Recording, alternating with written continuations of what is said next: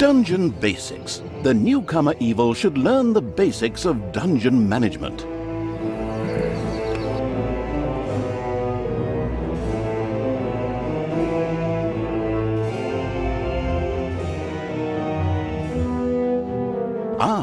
The still learning the ropes evil had decided to try the excellent tutorials. Good choice. In this childishly simple introductory mission, it would learn the basics of dungeon management.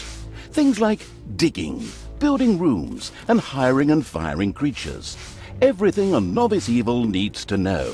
First of all, it admired the center of its power, the dungeon heart.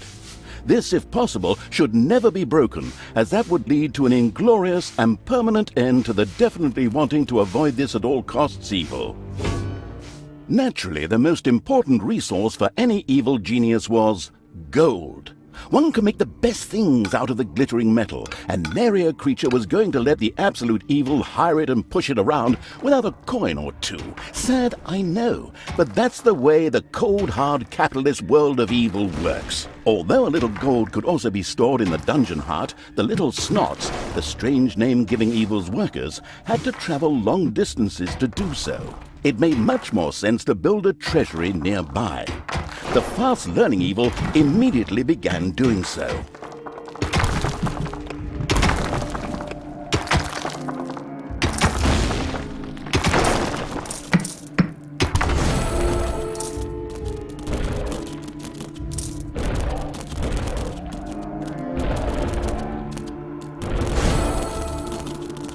Sometimes the bored evil's little snots didn't work quickly enough.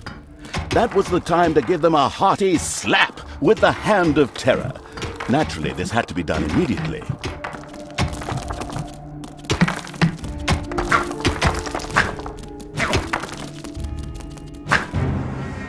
The calculating evil threw a cagey glance at its population limits. These were divided into little snots and creatures. As opposed to creatures, little snots did not have to be hired separately, but were always regenerated up to the maximum limit.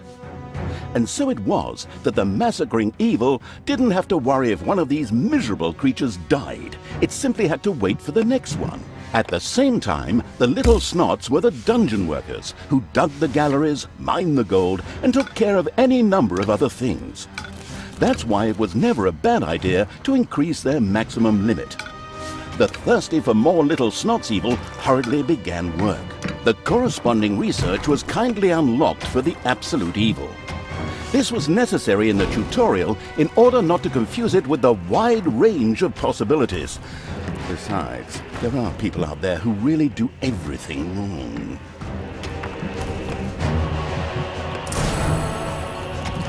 Unfortunately, creatures were a little more demanding than the miserable little snots.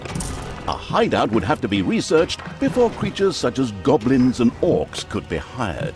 As loyal as the little snots were, they were unable to fight and took to their heels in panicked flight at the first sight of an enemy. Sighing, the unscrupulous evil set about providing a hideout.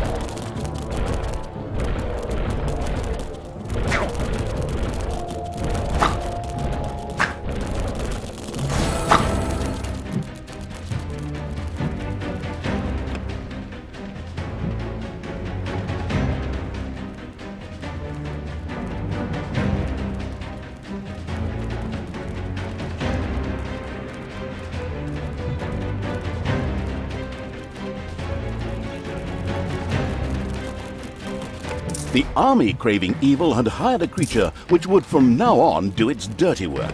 However, each creature consumed a population point. Fortunately, these could be increased just like the number of workers. Should it become necessary to recover a population point, the maliciously grinning evil could always use the egress located at its dungeon heart. Simply toss the creature onto it, a little pull of the lever, and oh whoops. Well, there it goes. These creatures were pretty spoiled. Not only did horde creatures demand their own bunks, they also wanted something to eat. Otherwise, they would soon refuse to do any work whatsoever and go on strike.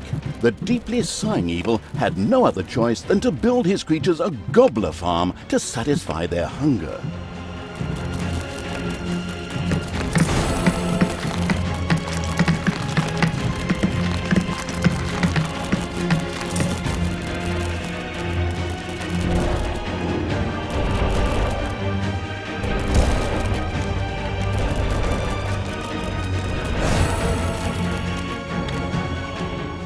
Excellent work. The gobbler farm was now ready. Later, the creatures would also demand other things, but for now, they were satisfied. The fast-learning evil had mastered the first tutorial with flying colors. Excellent work.